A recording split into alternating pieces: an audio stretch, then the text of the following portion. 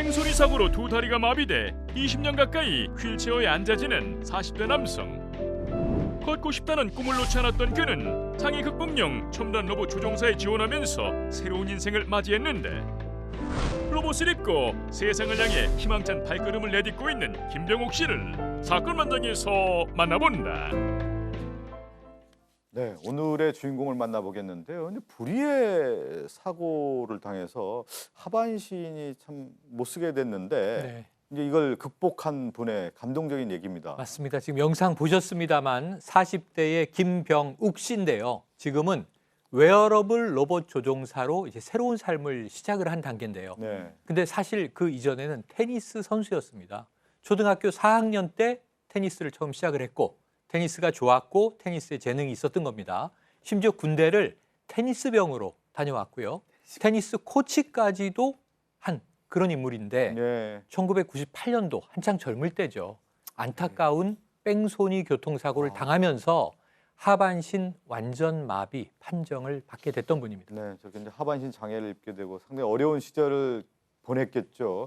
자, 김병욱 씨는 처음 로봇을 입고 두 다리로 서던 순간을 지금까지 잊을 수 없다고 하는데요. 그 심경을 듣고 오겠습니다.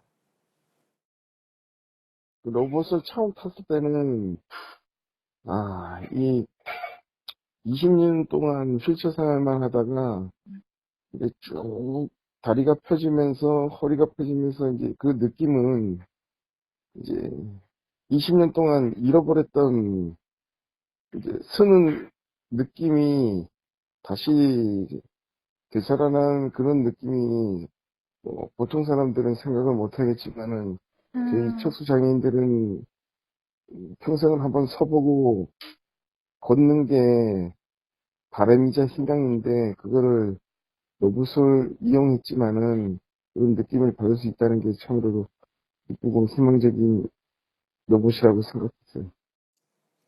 20년 동안 하반신 마비로 살다가 네. 저렇게 로봇 옷을 입고 섰을 때 그 감동스러운 어떤 기분을 말씀하셨는데, 네. 로봇을 어떻게 만나게 된 겁니까? 로봇을 만나게 된 이유도 상당히 좀 특별합니다. 사실은 이 교수님이 로봇을 만들어서 대회에 나갈 선수를 지금 찾고 있었다고 합니다. 근데 본인이 뭐 적합한 사람인지는 본인 생각이 그렇다는 거죠. 테니스 운동도 많이 했기 때문에, 운동을 했기 때문에 혹시나 선발된 게 아닌가라고 얘기를 하고 있고요. 또 체력이나 의지 면에서 자기가 뛰어났기 때문에 그래서 선발된 것 같다라고 겸손하게 표현을 하고 있습니다. 지금 얘기를 들었지만 좀 감동적인데요. 20년 가까이 휠체어 생활하다가 예. 일어섰을 때 그때 느낌을 좀 잊을 수가 없다고 그러고, 모든 척수 장애를 앓고 있는 사람의 어떻게 보면 꿈이 저렇게 일어나는 거거든요. 예, 예. 그런 얘기를 지금 하고 있습니다. 근데 저게 와. 그 작동을 하는 거잖아요. 네, 그렇죠. 어떻게 보면 이제 옷같이 입는 거니까 웨어러블이라고 네. 하는 표현을 쓰던데 어떻게 작동을 하는 겁니까? 일단 그 로봇의 오른쪽에 버튼이 있답니다. 걷기, 서기, 뭐 여러 코스에 적합한 그런 조작 버튼을 누르면은요, 그러면 코스에 맞게 보폭이나 높이 같은 게 조정이 된다고 합니다. 그래서 일단은 김병욱 조종사 같은 경우에는 일단 첫날 일단 앉았다 일어났다는 당일날 가능했다고 해요. 예. 그리고 2, 3주 정도 되면 로봇 조작이 적응이 돼서 보행이 가능하다고 하는데, 근데 지금 저 웨어러블 로봇이요, 일단 성능과 한계를 시험하는 아직은 시연품입니다. 그러니까 정식으로 출시된 제품은 아니고요. 일단 향후에 이제 오르막 내리막 뭐 이런 경사 오르기, 평지 보행 뭐 이런 같은 일상생활 수준에서 이제 활동을 수행하는 정도 용도로 이제 상용화될 저 로봇은 이제 무게도 많이 줄고 가격도 많이 저렴해질 것으로 본다라고 하는데요. 그렇게 되면 소위 말하는 지금 이 일어나는 게 꿈인 장애인분들에게는 또 하나의 큰 희망이 될 그런 로봇이라는 생각이 듭니다. 98년에 불의 사고 나서 20년 동안 휠체어 생활을 했는데 저렇게 로봇을 입고 내딛는 첫 발은요, 미래를 향한 도전의 발걸음이었다고 합니다. 감동의 눈물까지 흘렸다고 하는데요. 김병욱 씨 얘기 듣고 오겠습니다. 처음 입어봤을 때는 저희가 2015년도 10월 3일 날 로봇을 처음 어느 정도 완성도 있는 걸 봤고, 처음 입어봤을 때는 제가 기억으로는 2016년 2월 달에 로봇을 처음 입어봤어요. 이제 처음 타고 나서 이제 집에 오시면은 남자가 또 찔찔 짜면은 좀 보기가 그렇잖아요. 근데 이제, 이제 쓸 수 있다는 그 기쁨이 좀 목이 메이고 눈물이 쓱 나더라고요. 그 귀를 딱 스치는 그 눈물의 따뜻함이 아, 희망이 보이는 로봇이구나. 앞으로도 나도 걸을 수 있구나. 이런 감동의 눈물이라고 할 수 있죠. 지금 눈물 얘기했는데 얼마나 그 감동스럽겠습니까? 평생 내가 누워 있어야 된다라는 어떤 그런 체념도 있었을 텐데 이렇게 일어설 수 있다라는 그 순간을 만끽했다라는 것이 그야말로 눈물의 순간이었을 것 같아요. 그러니까 아마 2015년 10월 네. 3일 날 처음으로 이제 가서 완성된 거 봤나 봐요. 아. 아, 저게 이제 앞으로 내가 착용할 것이다 하는 걸 이제 보신 것 같고요. 그 이듬해 2월 달에 착용해 봤나 봐요. 그때 처음으로 착용을 했고 해보니까 아, 이거 가능성이 있겠다 이런 생각이 들었는데 그 얘기 하시네요. 집에 와서 남자가 눈물 흘리면 좀 창피하지만 그래도 너무나 기뻐서 목이 메고 눈물이 쑥 났다. 이제 앞으로 희망이 진짜 보인다. 나도 앞으로 걸을 수 있겠구나. 우리 일반적으로 걸어 다니는 사람들이 느낄 수 없는 그런 네. 절실한 감정 아니겠습니까? 그래서 감동의 눈물을 많이 흘렸다고 하는데요. 힘내십시오. 잘 될 것 같습니다. 네. 예. 근데 이게 대회가 있나 보죠? 대회에 출전했다는 게 어떤 대회고 또 그 대회에서 3위를 차지했다라고 하는데 설명을 해볼까요? 국제대회이고 올림픽 같은 그런 이제 네. 경기입니다. 2016년에 처음으로 2016년 10월에 이 올림픽 대회가 처음 열렸어요. 스위스에서. 그러다 보니까 지금 처음 입었던 게 2016년 2월이라고 하니까 불과 한 7, 8개월 연습하고 이 대회에서 출전을 하신 건데 3위를 했습니다. 착용형 외골격 로봇 분야에서 당당히 3위를 차지를 하면서 또 굉장한 실력을 뽐내기도 했었는데요.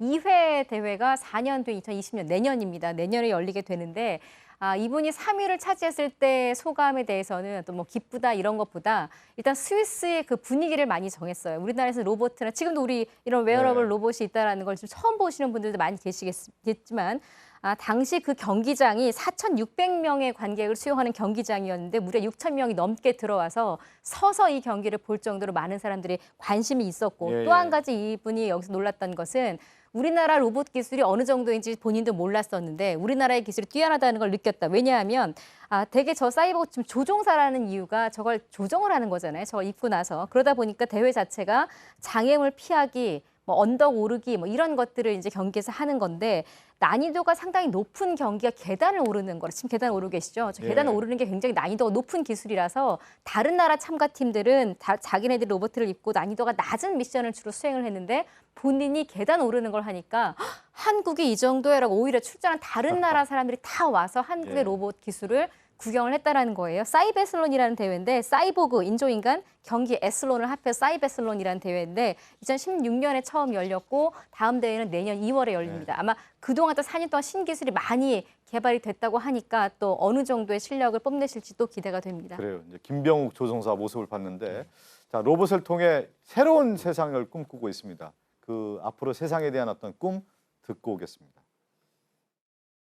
개개인의 로봇이 가지는 못하더라도 네. 구청이라든가 구 단위라든가 면 단위에 최소한 구 면 단위에 재활원이 없다 하더라도 재활 의원이 어느 정도의 규모 있는 위원회 병원에 이런 웨어러블 로봇이 이제 보급이 돼서 쓰고 싶고 걷고 싶은 장애인들이나 노인분들이 뭐 자연스럽게 병원 가듯이 그렇게 탈 수 있게 로봇을 입고 걸을 수 있게 하는 게 우리 최종 목표고, 그다음에 이런 로봇을 걷고자 하는 장애인들 이 로봇을 타면서 지인분들을, 그다음에 뭐 부모님, 연인, 와이프 이렇게 얼굴을 맞대면서 걸을 수 있는 그 세상이 하루빨리 왔었으면 좋겠습니다.